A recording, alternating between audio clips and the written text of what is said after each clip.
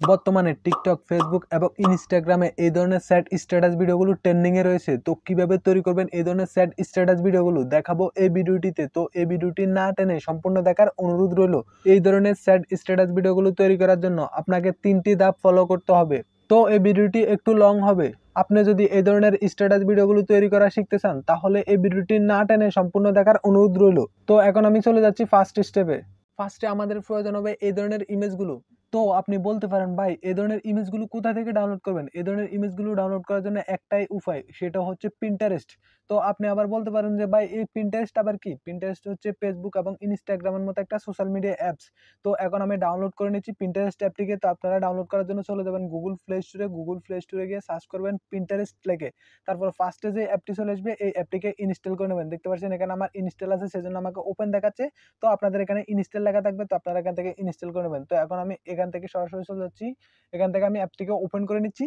অ্যাপসটি ওপেন করার পরে ঠিক এরকম একটা ইন্টারফেস শো হবে। তো এখানে একটা অ্যাকাউন্ট ক্রিয়েট করতে হবে। অ্যাকাউন্ট ক্রিয়েট করার জন্য আপনি চাইলে ফেসবুক দিয়ে করতে পারেন, গুগল দিয়ে করতে পারেন, অথবা আপনি চাইলে আপনার ফোনের জিমেল দিয়ে করতে পারেন।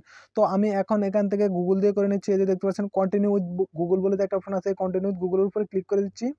তারপরে এরকম একটা পপআপ শো হবে। এই পপআপের মধ্যে আপনার ফোনে থাকা যতগুলো জিমেল আছে সবগুলো জিমেল এখানে শো হবে। তো আপনি যে জিমেলটা দিয়ে অ্যাকাউন্ট ক্রিয়েট করতে চান সেই জিমেলটা সিলেক্ট করে দেবেন। তো এখন আমি এখানে আমার ফার্স্টে যে জিমেলটা আছে আমি এই জিমেলটার উপরে ক্লিক করে দিচ্ছি। তো দেখতে পাচ্ছেন এখানে আমার অ্যাকাউন্টটি ক্রিয়েট হয়ে গেছে। তো এখন আমরা এখান থেকে ফটোগুলো ডাউনলোড করব। ফটোগুলো ডাউনলোড করার জন্য এই যে দেখতে পাচ্ছেন নিচে সার্চ বার আছে, সার্চ বার উপরে ক্লিক করে দেবেন। তারপরে এই যে দেখতে পাচ্ছেন উপরে একটা সার্চ বার আছে, এটার উপরে ক্লিক করে দেবেন। তারপরে এখানে সার্চ করবেন চ্যাট আর্ট ইমেজ লিখে। তো এখন আমি সার্চ করে দিচ্ছি চ্যাট আর্ট ইমেজ লিখে। তো দেখতে পাচ্ছেন এখানে অনেকগুলো ফটো চলে এসেছে। এই যে দেখতে পাচ্ছেন এখানে অনেকগুলো সেট ফটো আছে। এই যে দেখে নেন, এই যে দেখতে পাচ্ছেন এখানে অনেকগুলো সেট ফটো চলে এসেছে। এই যে দেখতে পাচ্ছেন। তো আপনাদের যেটা পছন্দ সেটা নেবেন। তো আমি এখন এখান থেকে আমি এই ফটোটিকে ডাউনলোড করব। এই ফটোটিকে ডাউনলোড করার জন্য এখন আমি ফটোটির উপরে ক্লিক করে দিচ্ছি।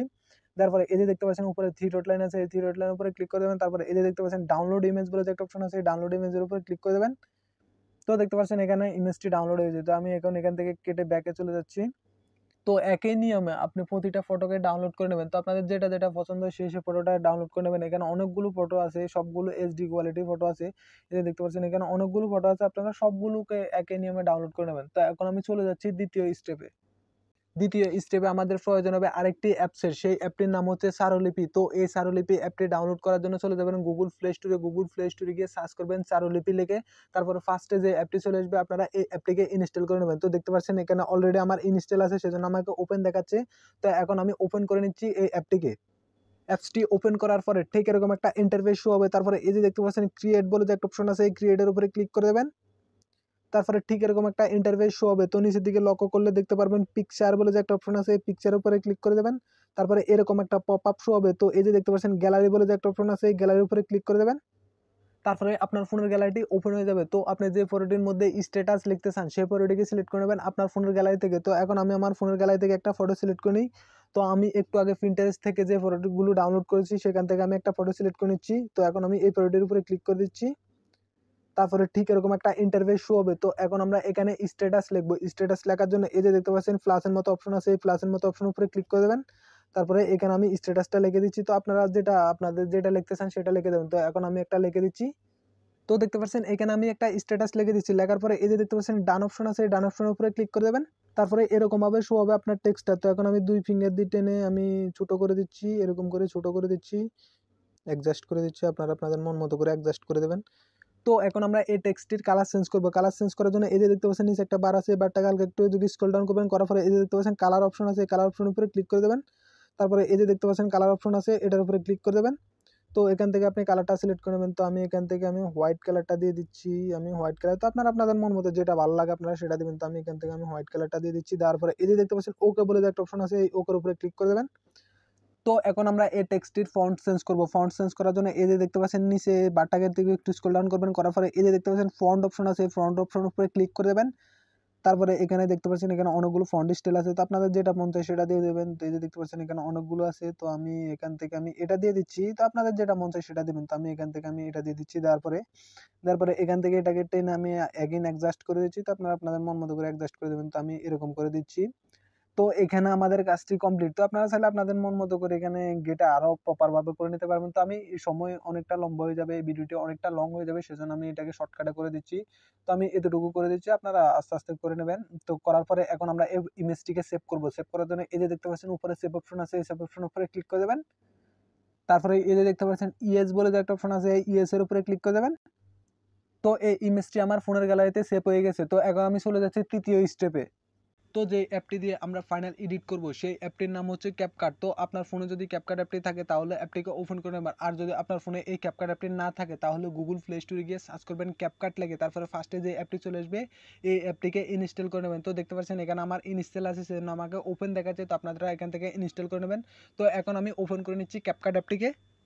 ক্যাপকাট অ্যাপটি ওপেন করার পরে ঠিক এরকম একটা ইন্টারফেস শো হবে। তারপরে এই যে দেখতে পাচ্ছেন নিউ প্রজেক্ট বলে যে একটা অপশন আছে, নিউ প্রজেক্টের উপরে ক্লিক করে দেবেন। তারপরে ঠিক এরকম একটা ইন্টারফেস শো হবে। তারপরে এই যে দেখতে পাচ্ছেন ফটোস বলে যে একটা অপশন আছে, এই ফটোসের উপরে ক্লিক করে দেবেন।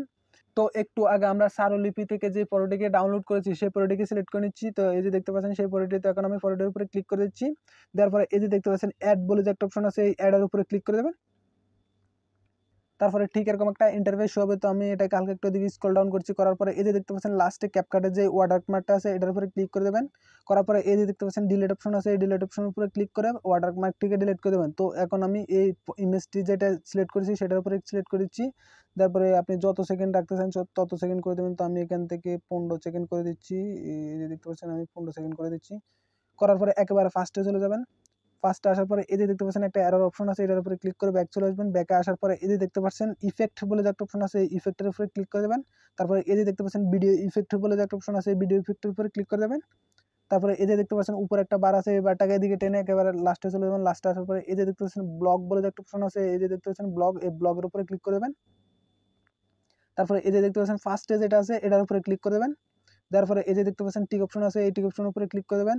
তারপরে এই ফিল্টারটিকে টেনে এই ইফেক্টটিকে টেনে ফুল ভিডিওতে অ্যাপ্লাই করে দেবেন। তো এখন আমি ফুল ভিডিওতে অ্যাপ্লাই করে দিচ্ছি। তারপরে এগেন একেবারে ফার্স্টে চলে যাবেন। ফার্স্টে আসার পরে এই যে দেখতে পাচ্ছেন এরো অপশন আছে, এটার উপরে ক্লিক করে দেবেন। তারপরে এগেন এই যে দেখতে পাচ্ছেন ভিডিও ইফেক্ট বলে যে একটা অপশন আছে, ভিডিও ইফেক্টের উপরে এগেন ক্লিক করে দেবেন। তারপরে এই যে দেখতে পাচ্ছেন উপরে বার আছে, বারটাকে এদিকে একটু স্ক্রল ডাউন করবেন, এদিকে একটু স্ক্রল ডাউন করবেন। করার পরে এই যে দেখে নেন এটার উপরে ক্লিক করে দেবেন। এটার উপরে ক্লিক করার পরে একেবারে ফার্স্টে যেটা আছে এটার উপরে ক্লিক করে দেবেন। এগেন ক্লিক করার পরে এগেন এই যে দেখতে পাচ্ছেন টিক অপশন আছে, এই টিক অপশনের উপরে ক্লিক করে দেবেন। তারপরে এগেন এই ফিল্টারটিকে টেনে ফুল ভিডিওতে অ্যাপ্লাই করে দেবেন। তো আমি অ্যাপ্লাই করে দিচ্ছি, ফুল ভিডিওতে অ্যাপ্লাই করে দিচ্ছি। তারপরে এগেন একেবারে ফার্স্টে চলে যাবেন। ফার্স্টে আসার পরে এই যে দেখতে পাচ্ছেন একটা এর অপশন আছে, এটার উপরে ক্লিক করে ব্যাকে আসবেন।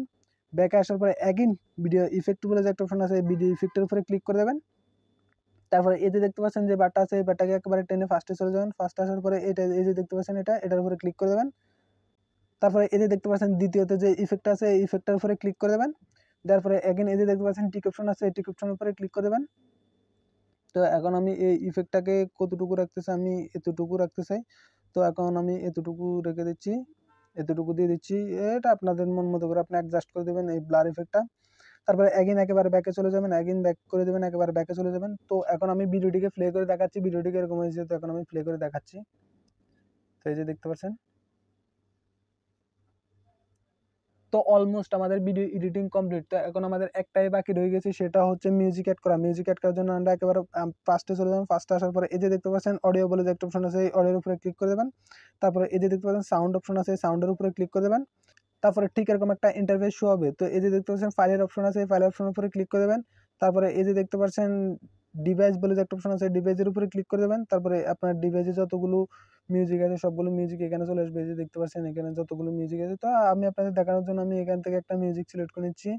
তো এখন আমি এই মিউজিকটি দিব। এই মিউজিকটি দেওয়ার জন্য এই যে দেখতে পাচ্ছেন প্লাস অপশন আছে, প্লাস অপশনের উপরে ক্লিক করে দেবেন। তো দেখতে পাচ্ছেন এখানে মিউজিকটি চলে এসেছে। এই যে দেখতে পাচ্ছেন এখানে মিউজিকটি চলে এসেছে। তো একই প্রসেসে আপনারা সবকিছু করে নেবেন। তো দেখতে পাচ্ছেন এখানে আমাদের প্রসেসটি কমপ্লিট। তো এখন আমি ভিডিওটিকে প্লে করে দেখাচ্ছি। তো দেখতে পাচ্ছেন এখন আমাদের ভিডিওটি এডিটিং সম্পূর্ণ হয়ে গেছে। তো এখন আমরা এই ভিডিওটিকে এক্সপোর্ট করব। এক্সপোর্ট করার জন্য এই যে দেখতে পাচ্ছেন এখানে রেশিও অপশন আছে, এটার উপরে ক্লিক করে দেবেন। তো এখান থেকে রেশিওটিকে হাই করে দেবেন, সবকিছু এখান থেকে হাই করে দেবেন। তারপরে এই যে দেখতে পাচ্ছেন এক্সপোর্ট অপশন আছে, এক্সপোর্টের উপরে ক্লিক করে দেবেন। তো দেখতে পাচ্ছেন ভিডিওটি এক্সপোর্ট হইতেছে। তো এই ছিল আজকের ভিডিও। ভিডিওটি যদি ভালো লাগে ভিডিওটিতে একটা লাইক দিবেন এবং চ্যানেলটি সাবস্ক্রাইব করবেন। তো দেখা হচ্ছে নতুন কোনো ভিডিওতে।